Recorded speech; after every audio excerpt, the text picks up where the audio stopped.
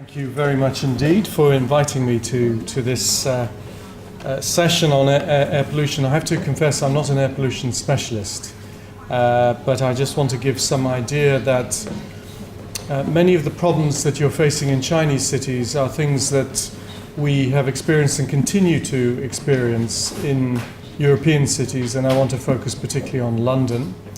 And then I want to tell you a little bit about some of the work that we're doing at King's in relation to managing the air pollution, the current air pollution problem that we have in London. So you will know that many of the problems that are faced in Chinese cities are things which were faced in European cities. There's a very famous smog about over 60 years ago in London, which was actually the final event which precipitated important policy changes in London. It was actually the culmination of a long period of decades of scientific work and also advocacy particularly by doctors, actually by public health specialists. But it was the great smog of 1952 which precipitated policy change. And in particular, it led to the closure of coal-fired power stations in London and various other policy measures, which led to the rapid improvement of air quality in the city. But although that was more than 60 years ago, we face another air quality crisis in London and many European cities today. So I want to argue that although this is an old problem, it's a new problem as well. So it's a problem that continues to return. And I think this may be also the case for you in China, that even as you take measures today, aggressive measures as we've heard, this is a problem which will continue into the future and is something which will continue to need attention.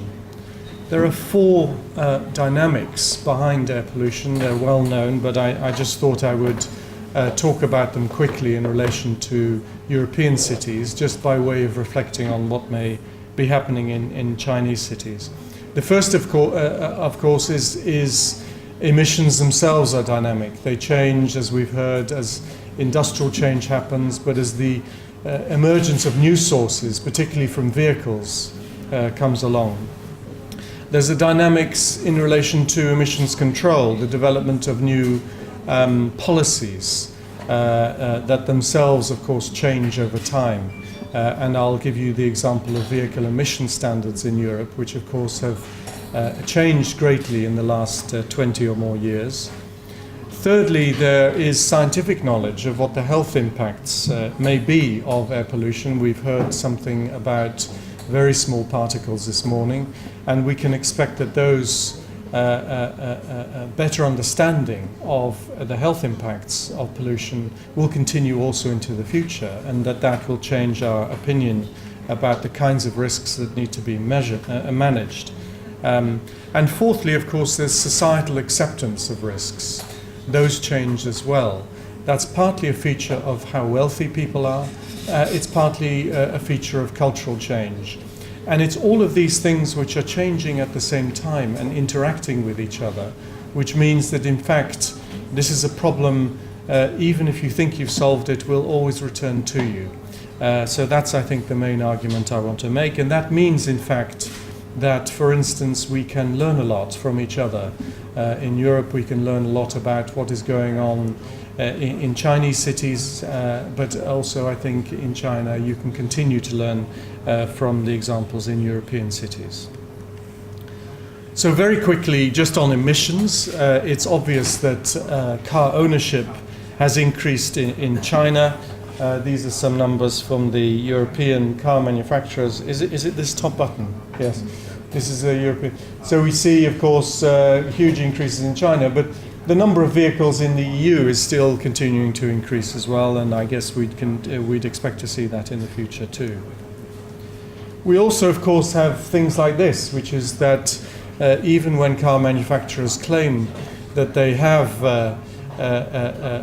vehicles which are compliant with regulations, that may not always be the case. So manufacturers themselves are cheating we have the great scandal of VW, but also a number of other manufacturers. So these are also pressures that shape emissions in our cities. Secondly, I talked about the dynamics of regulations. So, of course, we've seen these important changes in the standards we have in the European Union. I think these are standards which are also applied in China. And you can see huge differences. So these are the standards, the Euro 6 standards, which were introduced from 2013. In 1993, we had these standards. So you can see a huge improvement.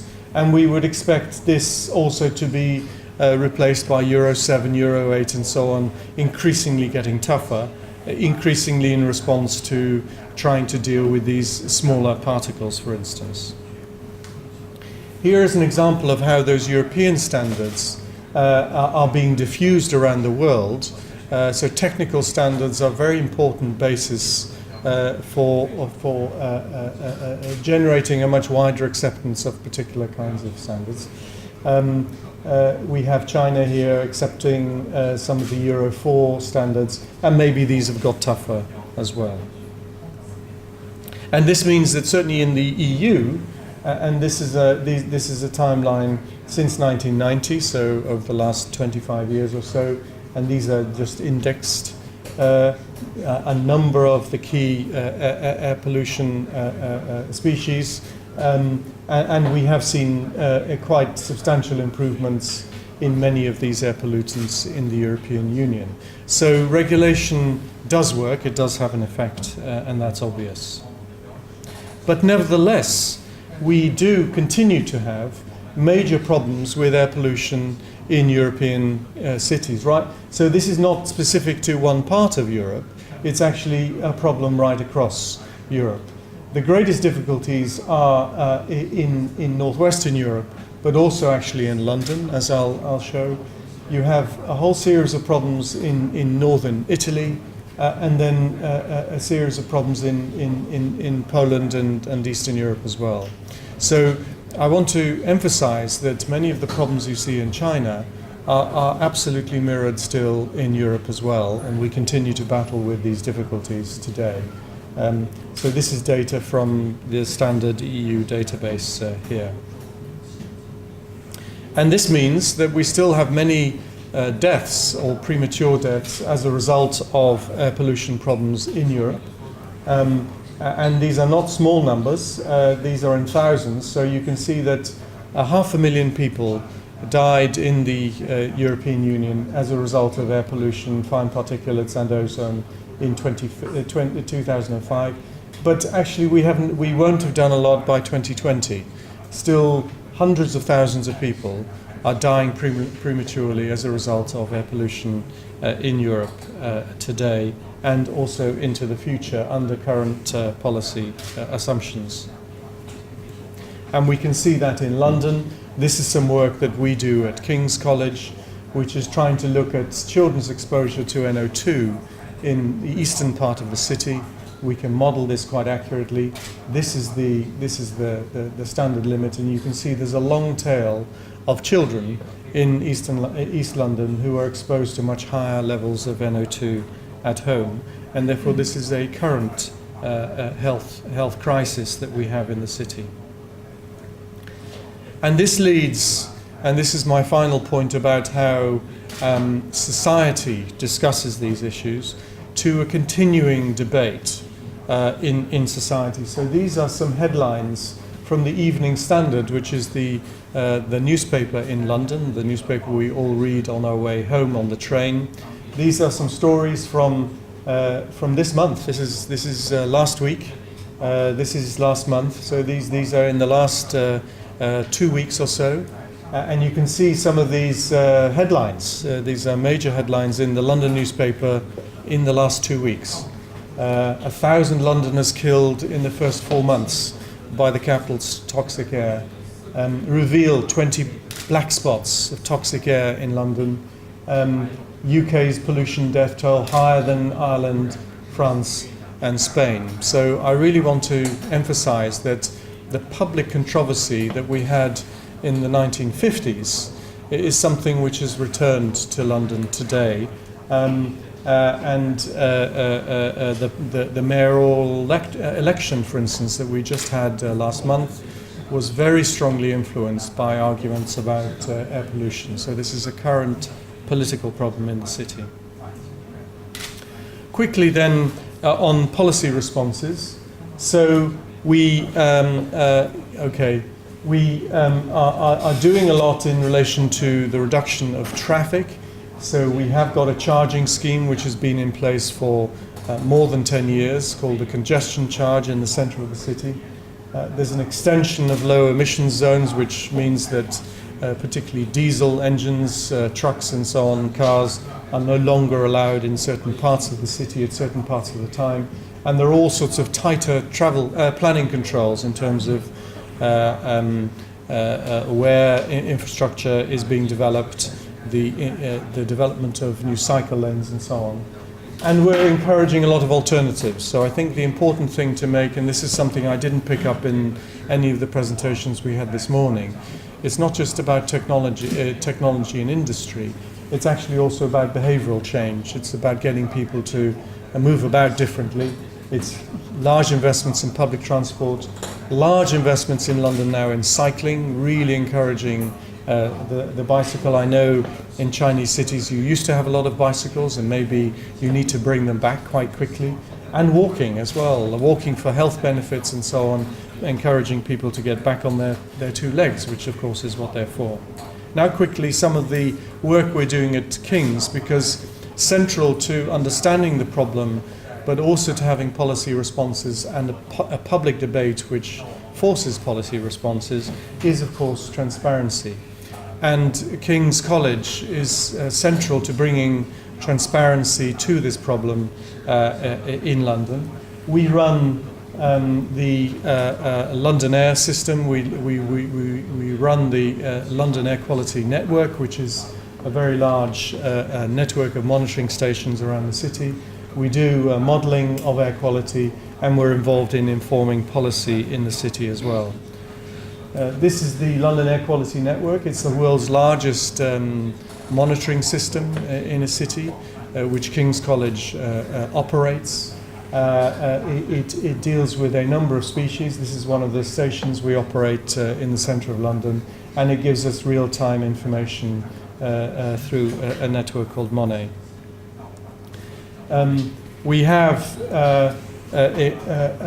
We produce and support something called London Air, which is available for everyone on their phones. It allows us to project maps. I thought you might be interested to know that this is Buckingham Palace, where the Queen lives. Even the Queen doesn't get very good air, as you see, so everyone is suffering. But this is information which we make available freely to everyone and is obviously informing a lot the public debate. Maybe Fudan or Jiaotong should be operating the Shanghai network. We do lots of air quality modelling for London. This is also dynamic and in real time, and this affects how the congestion charge is working. The development of low emission zones has just been increased by the new mayor, the air quality strategy and so on. And just to say that some of this work we're doing at King's also now we're extending to China.